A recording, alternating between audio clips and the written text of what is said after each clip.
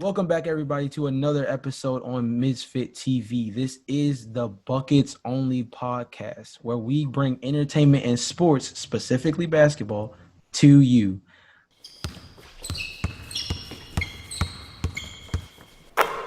I'm your host, Jalen, and this is my co-host, Jake. Jake, how are you doing today, my man? Ready to talk some basketball. Hey, man, I'm super hyped right now because we got a new little twist to the show today. We're doing something a little different. So there was some recent news that came out due to the Pelicans and the Sacramento Kings both losing in their games this past weekend. They both have mathematically been eliminated from the NBA bubble. They got to go home now. And so that got us to thinking, there are 8 teams that are already sitting at home. And everybody has just forgotten about them, but not us. So today, we're going to do a little thing called the NBA Wheel of Misfortune, where we're going to talk about the 8 teams that did not make it to the NBA bubble restart this season. And we're going to kind of put a little twist on things. So what we're going to do is for each team, we're going to spin this wheel. And what we're going to do is for each question that it lands on, we're going to basically address each team accordingly. So each question will address one team. We'll kind of talk about it. Hopefully agree. Some can disagree. We'll see where it goes. But honestly, I think that this is going to be a great segment. I think the best way to start this segment off, is with Trae Young and the Atlanta Hawks. So let's spin this wheel for the first time. Let's give them the good old welcome to B.O.P spin. All right, Jake, they might have alley-ooped this one to you a little too simple, but we're going to slide with it anyway. Who was your favorite player to watch on the Atlanta Hawks this season? It would be too easy for me to say Trae Young. I kind of have a tie between John Collins and Bruno Fernando. Ooh, okay. I think he was a second round pick. No, he went to University of Maryland. Not many people knew who he was. And he kind of made a splash. I think he even started some games for the season. He's put up decent numbers as a role player. And I just think he really went out and made a name for himself. Being a University of Maryland basketball fan, since I've been growing up, I know that a lot of people don't think he should have left Maryland as early as he did. I think people wanted him to stay another year, kind of develop his game, because he was a second round pick, and many thought that he was a first round pick earlier in the season at Maryland. But I think he's done a really nice job of kind of polishing out his game and showing what his strengths are, and that he's been a pretty good producer for the Hawks. And then John Collins is, in my opinion, one of the brightest underrated young players in the league. I mean, and of course, I feel like when it comes to John Collins, obviously the first thing that anybody would point to was the early suspension. A lot of people could look at that squad and say, what if John Collins didn't miss 20 games early in the year? I mean, when you look at the back half of the season, it seemed like John Collins was exactly the type of spark plug that the team needed. Personally, I have to say that not only did I pick this team to start with because I was born in Georgia, but leaning off of your point, the Atlanta Hawks love their Maryland guys. If you take a look at the roster, Kevin Huerter, Alex Lynn, and they got our boy Bruno out the draft this past year. So this is the team that supports our Maryland guys. But I have to take a stage left and address the elephant in the room. We did not get to see him for an entire season, and we will never, unfortunately, never see him on an NBA court again, and that is the man, the myth, the legend, Vince Carter. Now, Vince did not play a lot of minutes for this team, but that has nothing to do with why he was my favorite player to watch this season. The reason why is because for the last, I would say maybe 2 to 3 years, the question has always been when. For Vince, it's always been when is going to be your last season. Even when we thought he was going to retire, it seemed that he never really pulled the plug on it. I had a thought process that back when he played for the Mavericks a couple years ago and kind of got relegated to just being a spot up shooter for that team that played maybe 15 minutes, that maybe around that time he was going to call it a quits. Well, the dude has officially played through 4 decades of basketball, and watching him play against people that technically are, so young that he's played against, like Vince Carter has said that he played against Trae Young's dad, for example. This is a guy who literally has defied all odds. I mean, we can talk about LeBron James in the longevity conversation, but Vince Carter cannot get swept under the rug for being a bona fide dunker that has found a way to last in the league as long as he has. And it's sad like that he didn't get like a victory lap Right. around because of the hiatus, and the Hawks aren't in the bubble, obviously. You saw these guys like Dirk and Kobe, who rightfully so and probably more deservedly so got these huge farewell tours. But for Vince, it was just kind of nothing. Like we were all kind of waiting around, seeing when he was going to retire. He wasn't even sure if he was going to sign with a team at the beginning of the season, before originally re-signing with Atlanta. And it's going to be sad to see him go. I think that like most people don't even realize that without the Hawks in the bubble, like that's the end of Vince Carter's NBA career. He just kind of went out in the middle of the season, and sad, but yeah, respect to Vince. He's one of the best, if not the best dunker of all time.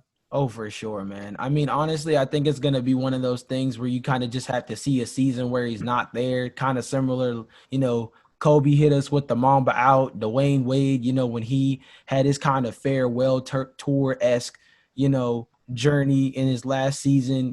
Obviously Dirk, similarly. These are all guys that it kind of took a second to really realize, like, oh, this guy is not a difference maker on a team anymore. Oh, this guy isn't even playing anymore and is venturing on to new things. So, I mean, it's definitely going to be weird.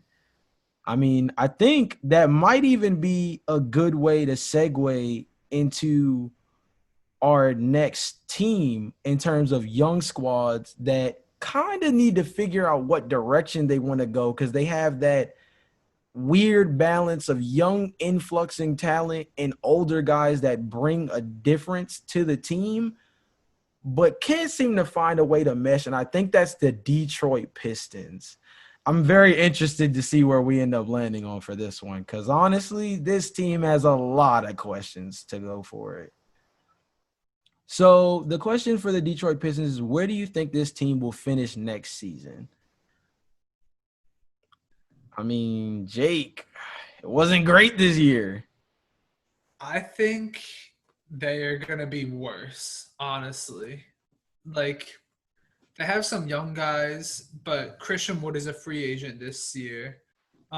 They traded Andre Drummond pretty much for a bag of chips. I mean, they did not get anything in return for him. And Blake, I mean, he's one of my favorite players. He is my favorite player. That's the reason I'm a basketball fan. That's the reason I'm a Clippers fan. But he's just so injury prone. And I think that trade really messed them up when they got his massive contract. I think they're going to be messed up until his contract expires unless they can find a way to trade him. He just hasn't played much. And it's not like they've been one of the worst teams in the league where they get a high draft pick. They're like lower lottery. So like middle of the first round is usually where they're picking. And they have Derrick Rose, who has been a really fun story to follow all season and kind of like his comeback year. But I just don't see Detroit making any splash with the way that their roster is and the way that I think they could, in the way of like they don't have much to improve. I mean, I would love to try to disagree with you, but when you're worse than the Knicks, I mean, we just talked about the Hawks, but I mean, when you're worse than the Knicks and your only superstar is injury prone, you definitely can't compare the Hawks and the Pistons when you're talking about upside next season. I think, unfortunately, like you said, that they're probably going to be worse next year.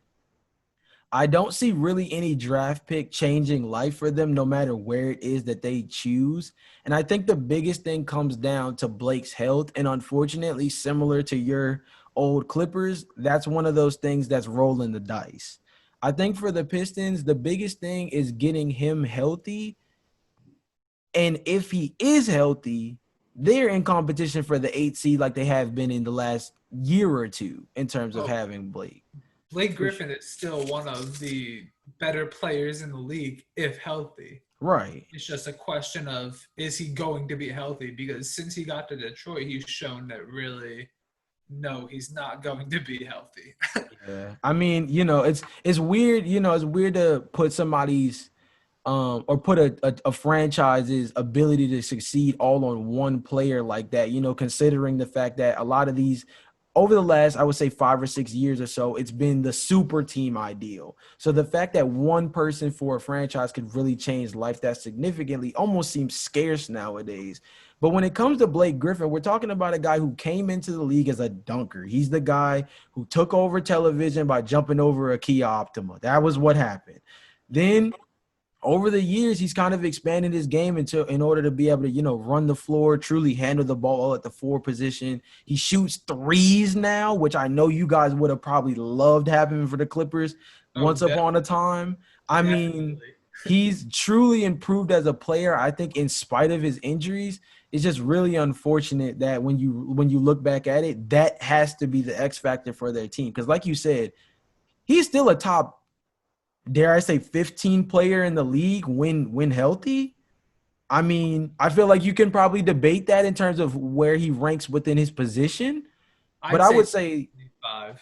okay. I mean, I don't I think we could, he's starting to become more of a stretch four, which is something in the with something in the league that is a high commodity alongside like two-way wings. So I think that his value kind of raises him up a bit more above like certain point guards and stuff that might most people may consider above him, but I think it's debatable. So I mean, the Pistons' future rests in Blake's hands, and that's unfortunately kind of a dicey situation, which leads us to another very dicey situation, and that is the Cleveland Cavaliers. Jake, you made an excellent point about the fact that the Pistons pretty much sold over, pretty much rolled over, and took a bag of chips for Andre Drummond, who could potentially walk away from the Cavaliers after this year. I mean, honestly, I'm not feeling too good about where they're gonna go, and I mean, we haven't seen a year post LeBron James either time that LeBron left where Cleveland looked anything better than a bottom feeder team, but let's see what the wheel has for us. Ooh, they went the wheel went dirty for him this time, Jake. What position do you think this team needs to address? Is it center? Is that the easy answer? What do you think it is, Jake? I mean, I actually got to disagree with you on this one. I think Cleveland is looking up. Um, I think they're going to be a lot better than people expect. I see the Andre Drummond situation kind of like Anthony Davis, where I don't think there's any shot that he leaves. He's Okay. due like a $27 million player option, and I think he's said that he's enjoyed playing in Cleveland. Obviously, he's not going to come out and say he doesn't like playing in Cleveland, but I still Right. he thoroughly like he genuinely enjoyed it. Um, but they have a lot of young pieces, and then you mix it in with the leadership from Kevin Love, who I think they're gonna need to trade, which would theoretically put them on the market for a power forward. But I also think that if you look at their small forward position, like they have guards that can play and develop in Colin Sexton, Shetty Oshman, and Darius Garland. And Mm. then they have big guys like Kevin Love and Andre Drummond and Tristan Thompson. But I don't really see them with anyone that can have that role of point forward who can kind of dribble the ball, play make, and be good at scoring. And I think that's where they really are going to need to try to address this offseason. Well, I mean, you know, first of all, well, there's a couple of routes that we can go. The first thing is I'm intrigued by your take on Cleveland because honestly, Jake, I gotta go down the list, man. They gotta trade Kevin Love. They gotta hope that Andre Drummond's telling the truth. They got two guards that are undersized for the position considering the circumstances. And Colin Sexton can score. He averaged 20 plus this season alone. And at the back half of his rookie year, he really caught fire, which kind of showed his development as the season treaded along. But they really have two of the same guy at their point guard and shooting guard position for them. They definitely have Dylan Windler, who was injured most of the year, is a good three-point shooter out of college. And Kevin Porter Jr. is somebody they're talking about a lot, who they pretty much got as a steal late in that draft, who kind of just needs a little bit more playing time to see what he may really develop into. This team just has a lot of question marks for me, dude. And I think my biggest thing looking at them is just like, they seem to never have a post LeBron James plan. And don't get me wrong. Don't get me wrong. No franchise is prepared to lose the best player in the league. And I completely understand that. But you're walking around with a high commodity in a stretch four version of Kevin Love, who still can average, I would say, between 17 and 20 points and between 8 and 11 rebounds per game. Tristan Thompson, who is a guy who is an underrated offensive rebounder for that team, going back to when LeBron James and them were going for championship runs, was an underrated offensive rebounder for their team. Andre Drummond is a guy who honestly was an odd pickup as it was, but I was surprised that they didn't take him and then try to flip him again. And now they're probably going to end up losing that opportunity all over again, because they're either going to have to re-sign him and try to make that move, which is going to make dealing him even more difficult, or they're going to try to roll with the punches of having him. Personally, I think the three is where they got the game messed up. I mean, in this league, you got to either be able to shoot the three from the wing, or you got to have a two-way wing that can play defense. Ain't nobody on this roster that can do either one of those things. And that's a high level of concern. I understand that they have a lot of upside, but I think that's exactly all they have. A lot of the Kyrie Irving's led Cavalier teams had a lot of upside as they continued to get number one overall pick after number one overall pick. But it never really led to anything. And I don't really see this being any different. So didn't we think the same about the 76ers a few years ago? All these terrible finishes, and now I can see Cleveland kind of developing into like a 6 or 7 seed within the next couple of years. I don't think it's too far out of their reach, especially when you look at Brooklyn and Orlando, and they are not very good teams in my opinion, and they're still jostling for the 7th and 8th seeds. I think Cleveland really has potential if they can develop their young guys. Maybe they can try to slide Darius Garland to the 2. I think they had him playing point guard at times this season. I think that they can just I feel like eventually their top picks are gonna all develop and be able to mesh with each other down the road. And I don't know how many years it'll take, but I'm higher on the Cavaliers than you are, clearly.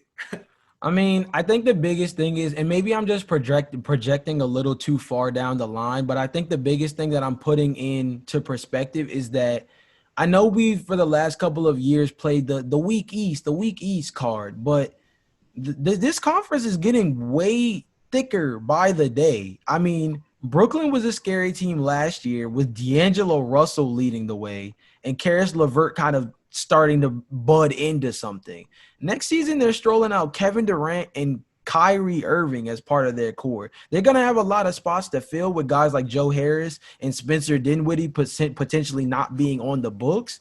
But those are two guys in KD and Kyrie that a lot of teams would love to have on their squad. I mean, that's one team by itself. I think the Magic, it comes down to Jonathan Isaac's health. He just got injured in the bubble again. He was a defensive player of the year candidate most of the season before he got injured, before the season was postponed. And I think that honestly, it just comes down to whether or not some of their big guys like Jonathan Isaac, and also Markelle Fultz taking that next jump, considering this was his first real season. Those are two guys that I feel like really makes Orlando dangerous. So when it comes to jostling for that last spot, or even anywhere between the 6 and the 8, I feel like it's going to be tougher than normal, and that doesn't even take into account some of the other Eastern Conference teams that we still have to talk about, being the Hornets and the Bulls, which I guess is probably a good way to segue into, unfortunately, my Chicago Bulls. So let's see. Let's just spin the wheel. Ooh, okay. All right. Jake, you made an excellent point off camera for this team, and you were pleading for the wheel to spin and land on this section specifically. Jake, who is it that you believe is the one free agent that they could sign this offseason that could change life for their team? It is the number one free agent by a landslide this year. I don't know if he'll be leaving LA, but if he does, he'd be returning to his hometown of Chicago, and that is Anthony Davis. I could see him, if the Lakers underperform in these playoffs, I don't see LA getting any better. I don't see how the Lakers can really improve their roster, especially with all the role players on their team that they are going to have to re-sign. I think Kentavious Caldwell-Pope is a free agent. Dwight Howard's a free agent. I think JaVale McGee might be too. They got a lot of guys to re-sign, and I don't see them making a big splash in free agency. And LeBron James, as good as he is, he's only going to get older.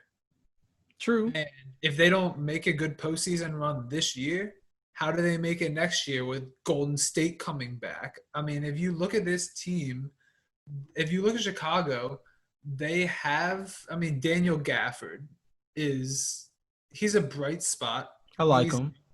I like him too. He can develop, but if you have a chance to get Anthony Davis, I don't see how you don't do that. I would love to see Anthony Davis return to Chicago. I am sure you would too. Of course.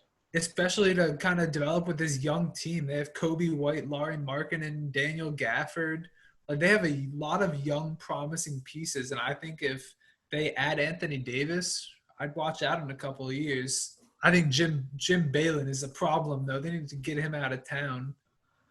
Man, look, Jake, you might have poked the bear on that last part of your take, dude, because honestly, I could go off on Jim Boylan all day, but that's not what the question asked me. So I'm gonna reel it in for this one. Two things. The first thing is, when it comes to AD, you're poking the inner Knicks energy, the one who thinks, oh, I can land the big fish, and knows in the deepest depths of your soul that you are not landing that big fish. And so, therefore, I'm just going to be realistic and say I don't see how we're going to get Anthony Davis. This is not a similar situation to Brooklyn, for example, who kind of built a nice roster and had the type of culture that really attracts big name free agents like KD or Kyrie. It's not even on the level of the Clippers, who I would say did a similar thing and have an even better front office to show for it in terms of having, Jerry West and Doc Rivers at coaching. So I have to be realistic and believe that unless AD makes a LeBron-esque coming home move, I have to believe that that's not really on our table. So for me, I have two guys who I feel like are relatively manageable, and it just comes down to whether or not we throw the fish out there. And I mean, the first one is just re-signing Otto Porter. I mean, it sounds like a very slight pickup.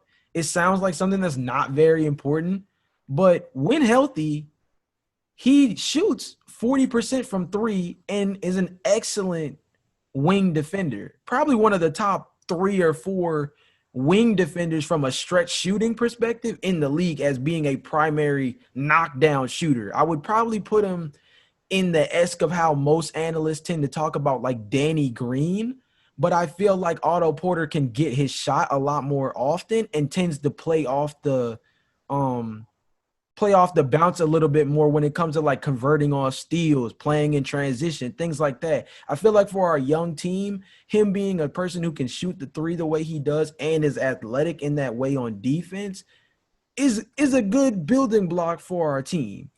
The other person is Fred VanVleet. And I know that that one's a little dicey. He is a pending free agent, so you have to keep it in mind. It's a little dicey because they have a really good thing going on for Toronto. But when we're thinking about addressing a position of need, point guard has been something that we have struggled at. We've had Ryan Arcidiacono playing crazy minutes.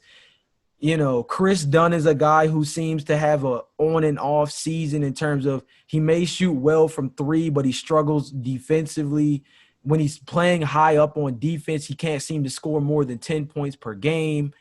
He's so wishy-washy in terms of what kind of Chris Dunn we get on a season-to-season basis. And I think that the Bulls can only put him in a prove-it-year situation but so many times before we have to move on. I like Kobe White, but personally, it was scary. Personally, when it came to Kobe White, it seemed like he was better off the bench, which, I would love to see him play more minutes, but if he's one of those guys that takes advantage of limited action or takes advantage of coming off the bench at playing against second units, I don't want to disrupt that flow for him if I know that he's giving us 20 a night off the bench playing against second unit defenses. Fred VanVleet is somebody who we've seen is tested in the playoffs, definitely can run an offense. I would definitely mark him as one of the smarter point guards in the league in terms of being able to continuously, play the pick and roll along some of the big guys that in terms of our team, we have a lot of hard set and screen guys. I mean, we have Wendell Carter Jr., who came from Duke and definitely is a rim runner. He definitely can play underneath the basket. And he's a big dude. He's a big, hard screen setting dude. And I think Gafford is another guy, like we said earlier, who with a little bit more playing time, I think can really develop into a good second unit big man for us. So the fact that Fred could be on the table, I feel like it would kind of change the culture of the Bulls. And of course, the elephant in the room, if we could say free agent signing is, hey, can we just sign someone else at coach? But that's the easy way to go. So in terms of picking a player, I feel like somebody like Fred is a good person, a good player at a prime position like point guard to pick up to help with changing the culture or, readjusting the culture for the Bulls. I know that second one seems a little dicey, but we have to think about the culture of the team. And as a young squad with guys like Zach LaVine and Lauri Markkanen being our like primary leaders, you kind of need an adult in the room. It's a little weird to phrase it that way, but I think it's true for this team to get to the next level. Yeah, I got no arguments there. I think there's one team we're going to argue about in a second. We're going to transition over to the Charlotte Hornets. I personally love this team. I'm not going to lie to you. And I love this question. Who do you think is the most important player for this team and why, Jake? Devonte Graham has been their X factor all season. He's another bright spot on a very dark team that hasn't really done anything the past couple seasons. If I look at their roster from top to bottom, I would put everyone on the trading block except for Devonte Graham and maybe Miles Bridges. Unless I'm forgetting someone, I don't think they have any bright pieces outside of those two. Um, and Devonte Graham, if he can keep up this production and you pair him with a second guy, maybe like a Montrezl Harrell in free agency, who can run the floor. He's an undersized big, but he still plays with that tenacity, and he can bring that kind of firepower back to Charlotte where he was born.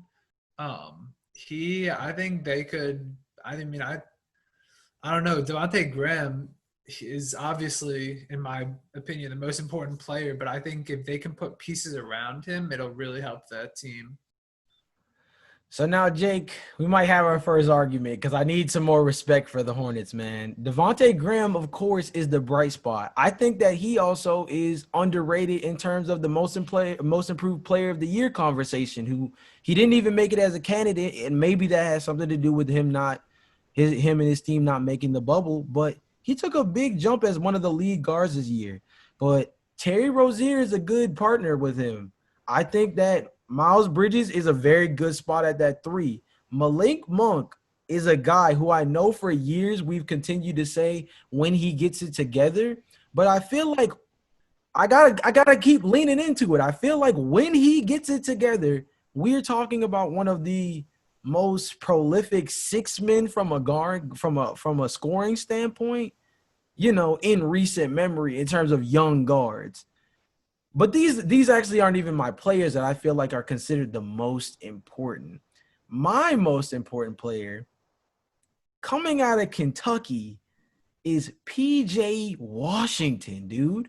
You're talking about Devontae Graham, but Devontae Graham's bread and butter is producing out of the pick and roll.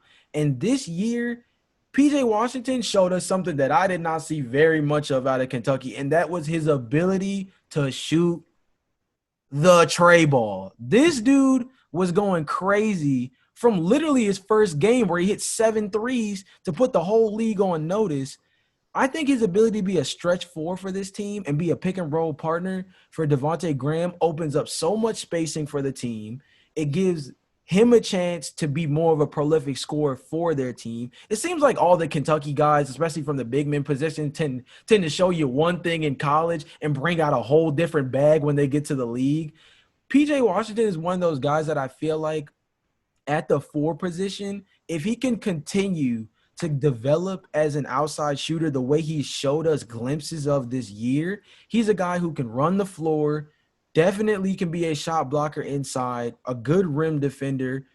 Like I said, pick and roll partner for Devontae Graham, but also which also gives them options to pick and pop. Again, stretching the floor for the team because if he can play that far away from the basket, there's a lot of teams with bigs that are more better underneath the basket than that far out. If he stretches the floor like that, it opens everything else up for the rest of the team. So I think See, his development is crucial to where this team can go. but your argument is completely based on if and what if. It's not look, this has been done. When I see a young developing team, I'm also looking for veteran leadership. They kind of have that in Terry Rozier, but not really. I mean, Terry Rozier was a backup last year in Boston, and now he's on like a 3-year, $55 million contract, and Definitely he's got starting. paid. He got paid, and I don't know if he deserves all that. But when I look at that team, yeah, Michael Jordan is their owner, but he's not out there coaching them. He's not giving them the veteran leadership in their everyday practice like they get in Cleveland or Chicago with older guys who have been in the league and know how to play and can establish a culture.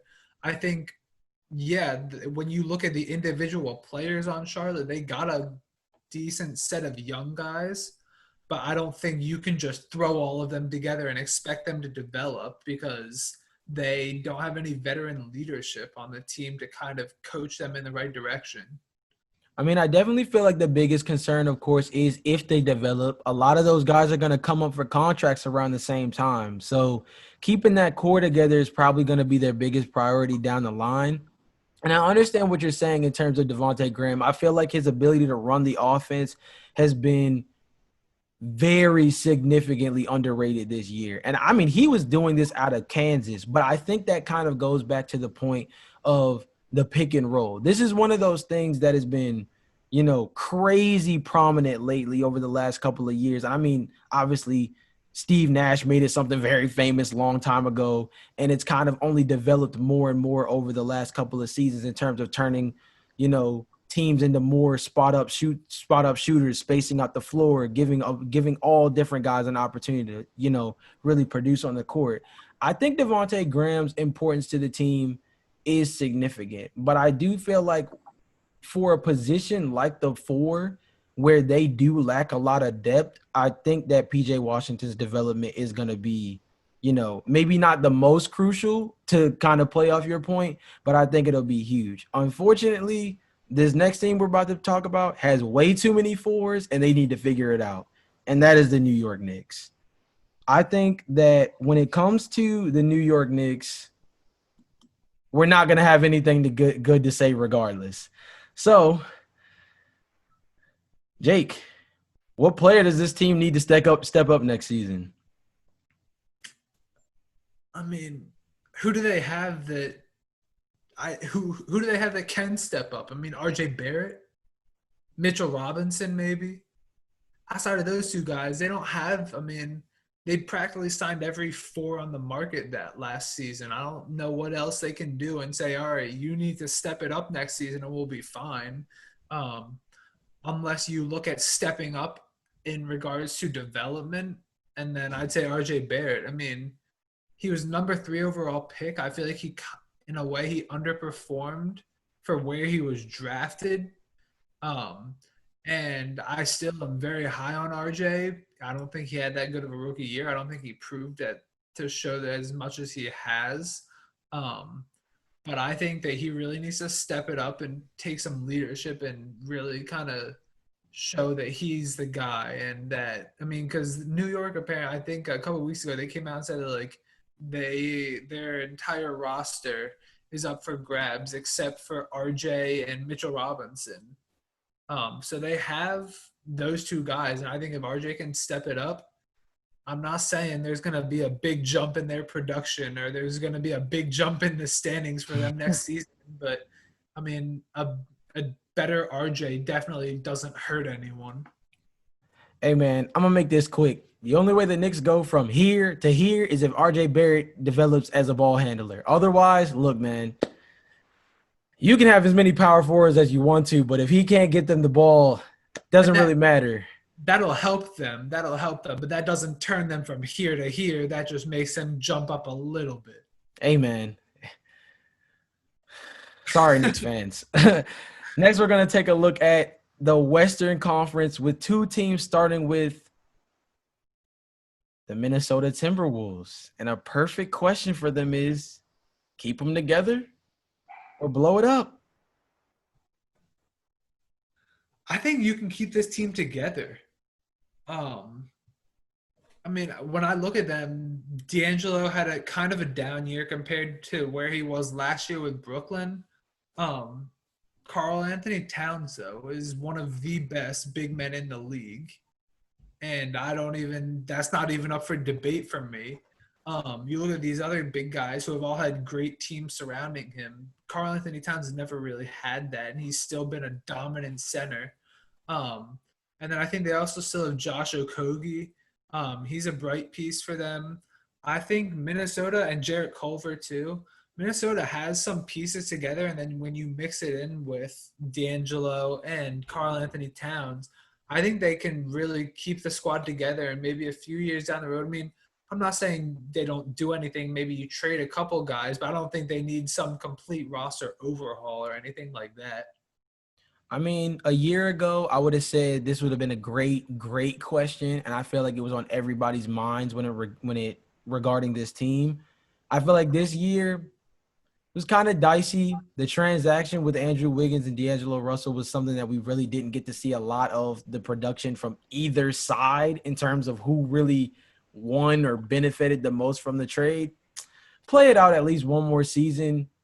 Play it out at least a season under the current construction of the team, and let's see how it goes. I think that Jarrett Culver is somebody that we need to keep our eye on for that team because I think that's a guy who did not get as much run as we would have hoped, and I feel like if he develops as a ball handler for that team, as a secondary ball handler and playmaker for them, D'Angelo Russell will have another guy alongside him that I feel like really will be able to mesh and cover up defensively for a lot of the, issues that I would say that D'Angelo Russell has. That takes us to the Golden State Warriors, who is the biggest elephant in the room, honestly. So, Jake, what was the biggest flaw or downfall for the Warriors this season? Injuries. I mean, duh. It's as simple as that. You don't have Clay at all. Draymond was in and out this season. and then Steph was not playing very much at all. I mean, injuries. I mean, next year I think they should be heavily favored at least to make a deep playoff run. I mean, they still have all the pieces. They could probably package Andrew Wiggins in their top pick and trade for another star, like maybe say a Giannis Antetokounmpo if he doesn't re-sign with Milwaukee. That would be scary. That would push them instantly to title contenders. So I mean, I mean, yeah, injuries are a flaw, but like they didn't do anything wrong. Maybe it was part of their plan to get a top draft pick and package him with Andrew Wiggins or something. I don't know, man. I mean, injuries, that's really what it came down to for them. I mean, I would say if there was any downfall, I would say that it was probably that all their depth went out the window. You know what I mean? This past offseason, they lost a lot of key pieces. I mean, unfortunately, some of it was, Andre Iguodala kind of talking his way out. KD already kind of having his foot in and out of the door at the same time. Sean Livingston was a guy who wasn't going to get a ton of minutes because he's already getting up in age for their team. Steph messing up his hand. Draymond was in and out of the lineup. Andrew Wiggins was a guy who had to get acclimated to the team. I think Eric Pascal was a guy who we got to see a lot of this season, and I really enjoyed watching him play. I like You him. almost, yeah, you almost forgot that it wasn't Draymond for a second when you watched him play sometimes. So, I mean, I would say, definitely like you said before, not a flaw, but I think their biggest downfall was just the fact that they let so much go out the door this offseason, and I think that hurt them a lot. And they also traded Glenn Robinson and Alec Burks for 2 second-round picks. I didn't like that move. I mean, they're not the flashiest players. They're not like you can't expect them to be quality starters at this point, but they could have been decent role players. Like I don't like how they traded them. I mean, unless they just trust their drafting and their scouts to pick out the right guys with 2 second-round picks. But outside of that, I mean, I didn't like that move to sacrifice their depth for nothing.